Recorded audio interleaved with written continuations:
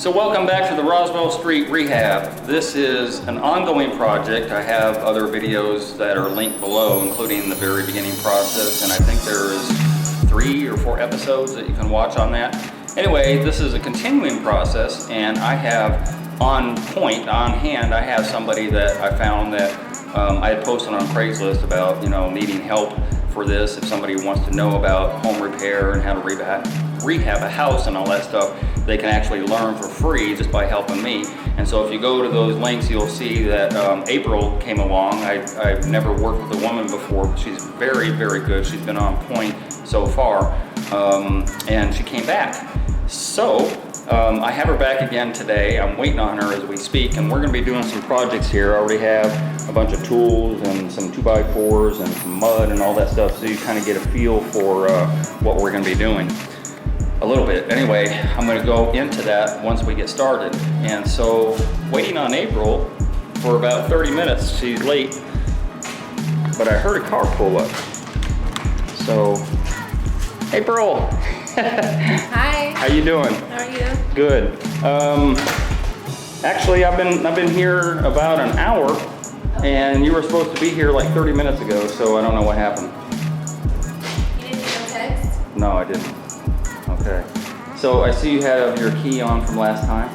Yay! Key to your heart. The key to my heart. Yeah, that was on the last episode. And April, Yes. you're kind of sexy today. Why? I don't know, I feel sexy. I know, but is this like your normal thing? Because it's. Well, it's hot. Yeah. So, All right. I did have a jacket on, but I keep my... I mean, I'm not complaining. I'm just asking because it's a little distracting, but we'll work with it. I think we can work with it. We're going to get some work done today. Okay, so on I think the second episode, I'm not really sure. I'd have to go back, but you had mentioned your boyfriend was going to come along and try and do some work also in a couple weeks, and so it's a couple weeks out already. What's going on with him? He's caught up with work. We couldn't get our schedules together, so I just decided to come by myself. Okay, which I don't mind because you were a real trooper last time, and it worked out really well for me.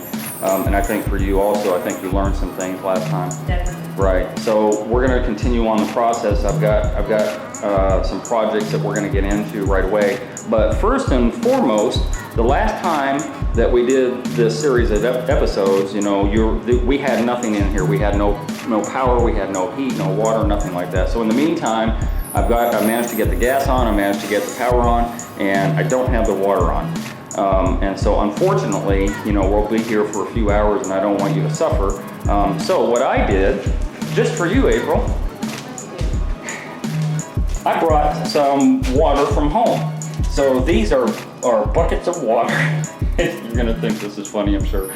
But these are buckets of water, and many of you know from my other channel that I have an apartment in Jamaica. And when water runs out in Jamaica, you often see people with buckets and fetching their water, like Jack and Jill, because they need water to bathe and flush the toilet and all that stuff. So we do have a standing toilet here, which, I cleaned up the best I can. This has been here for a year, so there's a little grimy stuff in here, but it's flushable. So you can get a flush out of it, April, if you need to use it, and we're going to be blocking off this wall anyway eventually. You pour it into the bowl, right? No, you pour it into the tank. Okay. Right. If you pour it into the bowl, it'll just go down the drain and go away.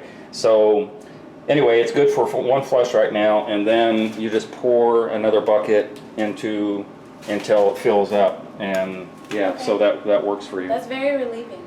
Well, no, because last time, right? Yeah. Yes. I didn't have to go, so. But I'm a guy, and so we kind of do our thing. You can go outside. Yeah, we go in the woods, right? Well. So this is for your benefit, April. I hope you're happy about that. You got some tissue too, Bobby? Yes, I did. I brought some tissue. Wow, you noticed that? Birthday. Yeah. So anyway, something else from the last episode. If any of you watch that, you'll already know about this. I got a Christmas present for you. Close your eyes, April. The last episode that I made, I promised you a piggy bank, and I have it made. Oh, Bobby. This is very sweet of you. And I even started you out with $1. You painted it pink. I painted it pink. Thank you. Thank you so much. Yeah, I did not forget. Sweet. Yeah. Thank you. So there's a little slot that you cannot get money out, like it would be almost impossible. So this is And then you can watch it grow, right? Because this is better than an enclosed one, right?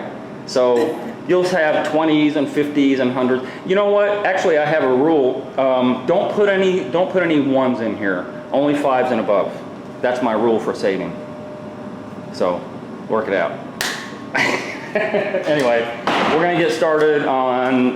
In fact, we're going to get started on this closet, and I'm going to tell you why in just a minute. All right. So getting back to this door situation. This is a furnace door, and the furnace door doesn't close and it doesn't have a knob. So it's hitting it's hitting the trim before it could even get to the stop. For those of you wondering, on every door you have a stop, and this is where it should stop at, rather than right here, which is where it's hitting.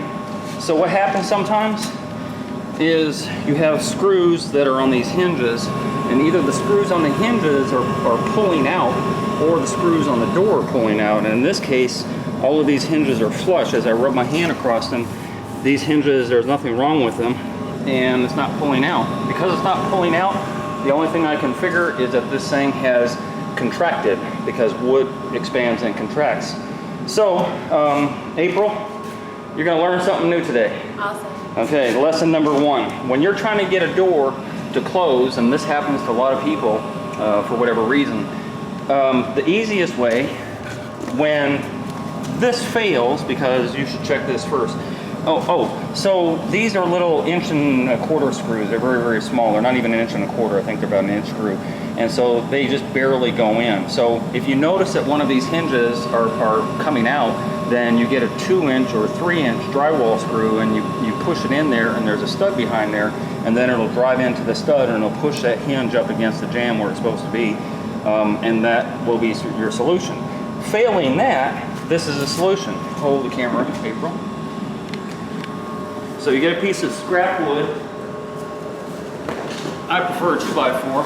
Start at the top and give it a good whack all the way down.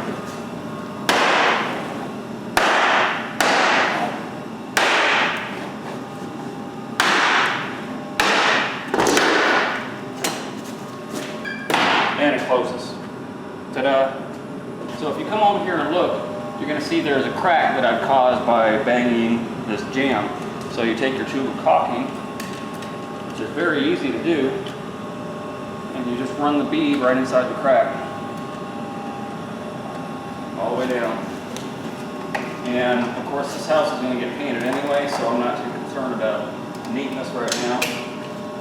I don't paint, so ultimately the painters are going to come by and take care of this. So the caulking thing is relatively easy. This is latex caulk, which means that it's water soluble, so I have a water rinse sponge here. And I can just run a wet finger along where I set the caulking all the way to the top. And it's a little sloppy to begin with, but then you come back with your sponge, you clean up everything, and it's like it never even happened. So now, the door closes correctly. And April is going to put on the doorknob. Have you done this? No. Okay, well you're going to learn. Alrighty. So anyway, April is now going to put a doorknob on this door that we just fixed. April insisted before she gets started that she wear the proper uniform. April, you want to wear your tool belt and your safety glasses. I don't know why you're only putting on a doorknob, but the tool belt thing is funny because you don't have any tools in it yet. They're all on the floor. We're gonna fix it. You're gonna fix that? We're gonna fix You're gonna go get some tools? Yep. Right. Okay. Right. The doorknob thing is really easy, April. There's 4 screws that go to it, and you're gonna learn this very, very quick type of thing. So we're gonna get rid of all this stuff we've used already. And this is, okay, well let me explain the first things first. This is what's called a strike plate. And you're all familiar with this. This is on the inside of your door. So inside of this package, April, if you want to open that up. Inside of the package there's 4 screws. 2 of them are going to be strike plate screws, which are the smaller wood type screws. And then the other ones, the long ones that you see here, those are specifically for your door, the knob itself. Right, so you got 4. The reason you have 4 of these wood screws, 2 are for the strike plate, and 2 of them are for the bolt. So my bad, I already taught you wrong. And then the other 2 are, as I said, for the doorknob itself. So the first thing we're going to do is put on the strike plate, and the strike plate goes right where the recess is on the inside of here. So see if you can do that by yourself. Let me grab the drill. It's going forward. And it fits. Okay. Nope, nope. Wood screws. Wood screws have the pointy, right. Okay.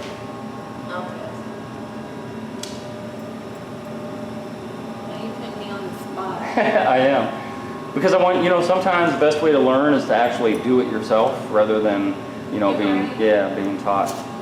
So, right, so just put the screw on the end, it'll hold because it's magnetic.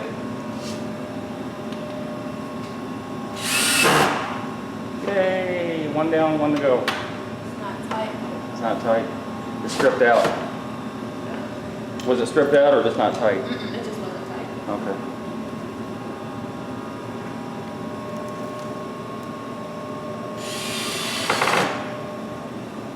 That's it?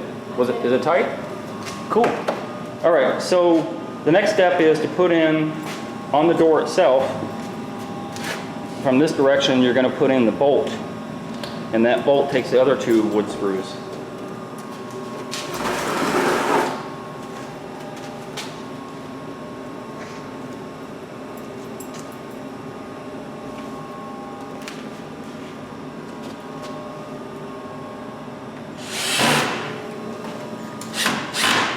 Right. Perfect so far. And just by the way, you actually put the bolt in right because this is a strike part of the bolt that hits the strike plate. Yeah. You knew? Okay. I mean, it looks pretty simple. It is. Yeah. Okay, good deal. So that's step 2, and then the last step is actually putting in the knob. We're going to see if you can figure that out. I mean, not that it's complicated, but it could be for some people.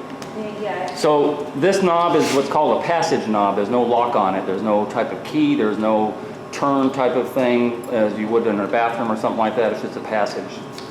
Right.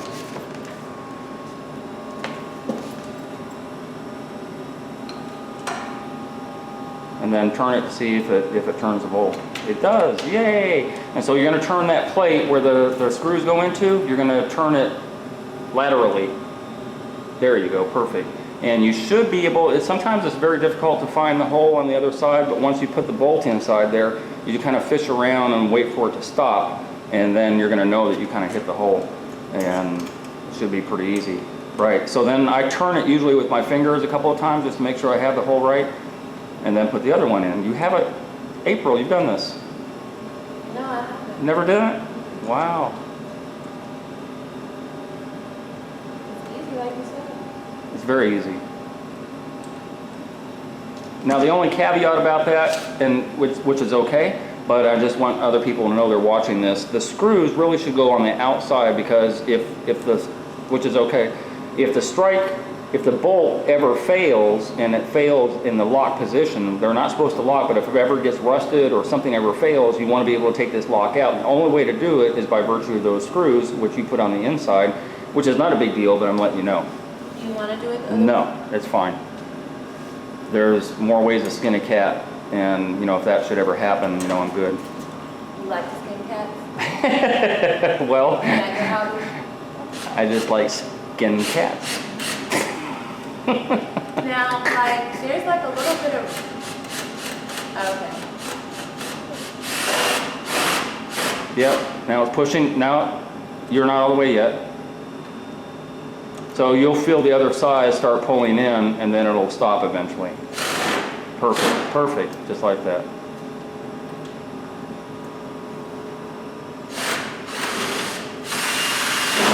Yay! See, you did that in less than 5 minutes. Genius, huh? And then close it, make sure it works. Whoops, are we stuck again? Yeah, we're stuck. Okay. Where we're stuck on is this plate right here, so I'm going to rectify that right now.